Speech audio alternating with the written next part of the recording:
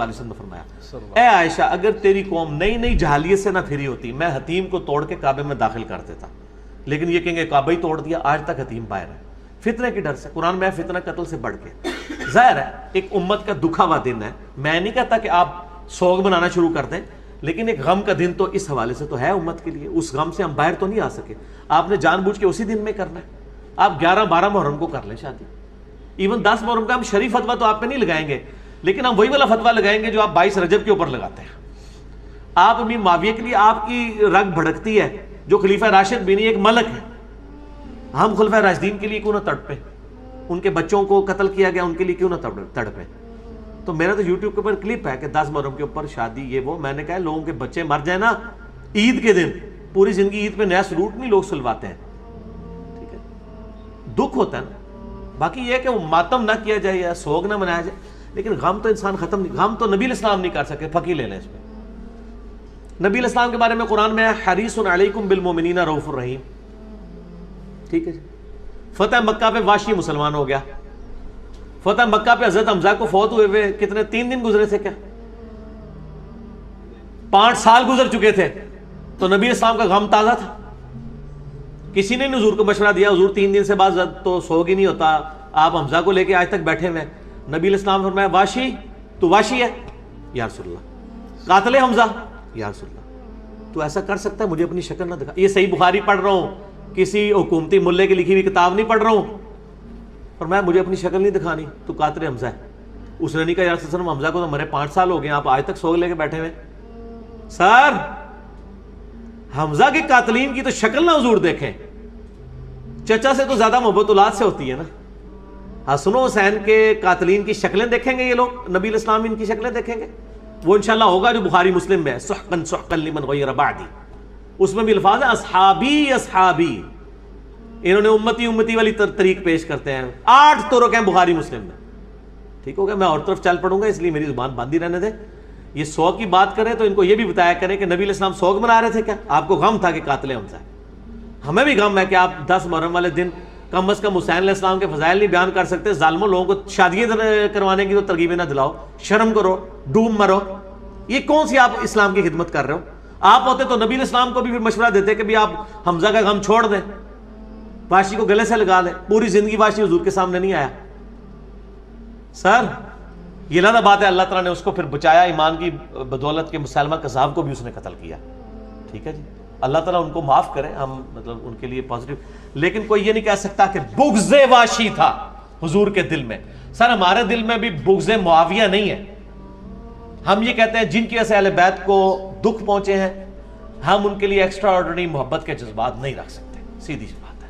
آپ اس کو بغض کہہ لیں تو پھر آپ نبی علیہ السلام کو بھی بغض واشی کے ساتھ منسوب کر دیں تو ٹھیک ہے، آپ ہمارے بارے میں بھی کر لیں، کوئی مسئلہ نہیں، ہمیں کوئی اعتراض نہیں ہوگا، لیکن اصول سر ایک رکھیں، کیونکہ نبی علیہ السلام فرمایا میری بیٹی فاطمہ بھی چوری کرے گی، اس کے بھی ہاتھ کٹیں گے۔ تو یہ ٹوٹکے انہوں نے بنائے ہوئے ہیں۔ پھر یہ بغض معاویہ تو بات ہی چل رہی ہے، مسلم میں حدیث ہے 240، علی سے محبت نہیں رکھے گا مگر مومن، علی سے بغض نہیں رکھے گا مگر منافق۔ یہ تو بغض علی اور حب علی تھا، تو اسی جعلی محاورہ بناتا ہے کہ یہ حب علی نہیں بغض معاویہ ہے۔ ہم کہتے ہیں جو کچھ آپ کر رہے ہیں نا یہ حب معاویہ نہیں ہے، یہ بغض علی ہے، اور بغض علی کا تو لفظ سنن نسائی میں 3009 نمبر حدیث ہے، تلبیہ والے چیپٹر میں۔ ابن عباس نے کہا لوگ کیوں نہیں تلبیہ پڑھ رہے براہ نواز سے عرفات میں؟ عرفات والا آپ چیپٹر کھول لیں، عرفات میں تلبیہ، لوگوں نے کہا کہ حضرت معاویہ کے ڈر کی وجہ سے نہیں پڑھتا ہے۔ انہوں نے کہا انہوں نے علی کے بغض میں نبی کی سنت چھوڑ دی کہ جو علی تلبیہ پڑھتا تھا علی خود سے پڑھتا تھا کیا؟ اور سنن نسائی الکبریٰ میں موجود ہے، میں نے شیخ زبیر صاحب کو فون کر کے خود اس کی سند پوچھی تھی، وہ بھی میں نے اس میں ڈالا۔ سر پریشان نہیں ہونا، یہ 5B سائز پیپر میں سب کچھ موجود ہے، سب کچھ موجود ہے۔ اس میں الفاظ ہے معاویہ کی ناک خاک آلود ہو، ان لوگوں پر اللہ کی لعنت ہو جنہوں نے بغض علی کی وجہ سے نبی کی سنت کو چھوڑ دیا۔ کہ بخاری و مسلم کی متفق علیہ حدیث ہے کہ جو عورت یوم آخرت پر ایمان رکھتی ہے اور اللہ پر ایمان رکھتی ہے اس کے لیے حلال نہیں ہے کہ وہ کسی میت کے اوپر 3 دن سے زیادہ سوگ کرے، سوائے خاوند کے سلسلے میں بیوی 4 مہینہ 10 دن کرے گی۔ سوگ تو ظاہر 3 دن کے بعد نہیں ہو سکتا، ایون نبی صلی اللہ علیہ وآلہ وسلم کی میت کے اوپر بھی 3 دن سے زیادہ سوگ نہیں ہے۔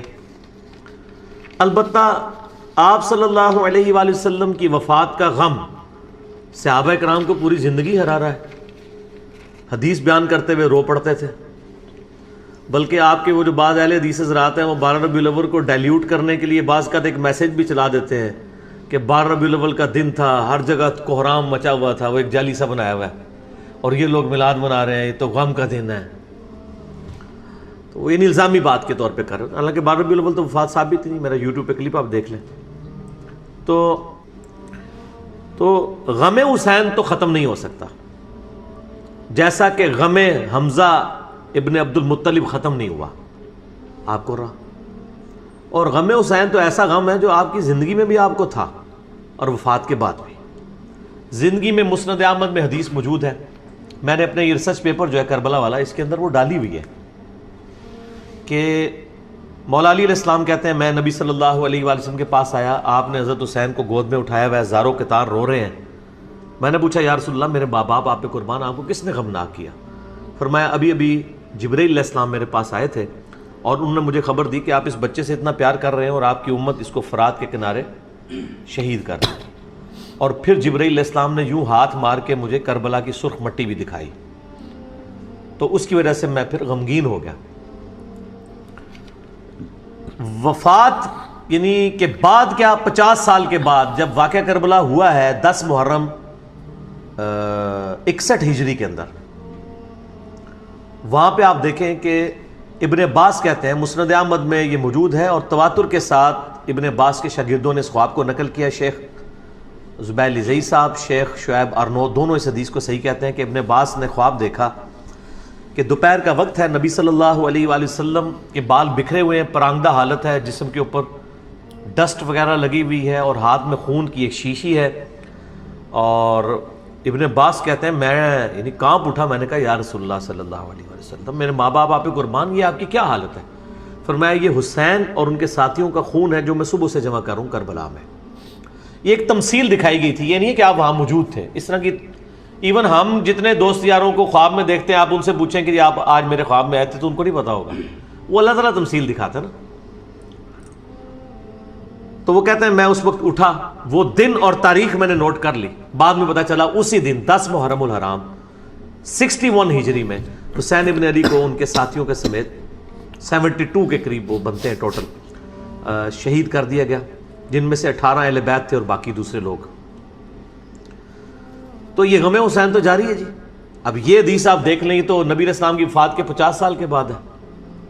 اور آپ کو میں بتاؤں یہ وہ حدیث ہے جس کو نقل کر کے ایون اسماعیل دہلوی، جس کو دیوبند اور اہل حدیث دونوں اپنا بزرگ مانتے ہیں، انہوں نے جو ان کی کتاب اپنی وہ تذکیر الاخوان ما تقویت الایمان، یہ دونوں اکٹھی چھپی ہوئی ہیں، ہمارے پاس موجود ہیں. اس میں انہوں نے یہ حدیث لکھ کے کہا کہ اس بات سے پتہ چلا کہ نبی علیہ السلام اپنی وفات کے بعد بھی غمگین ہے. اور اس پوری کتاب میں اسماعیل دہلوی لفظ ہی لکھتا ہے یزید پلید. یہ تو سعودیہ ایران کی ٹسل کی وجہ سے آج اہل حدیث کسی اور طرف چل پڑے ہیں. اسماعیل دہلوی صاحب تو لفظ ہی استعمال کرتے ہیں یزید پلید، یزید پلید، پلید کے بغیر تو وہ بات ہی نہیں کرتے.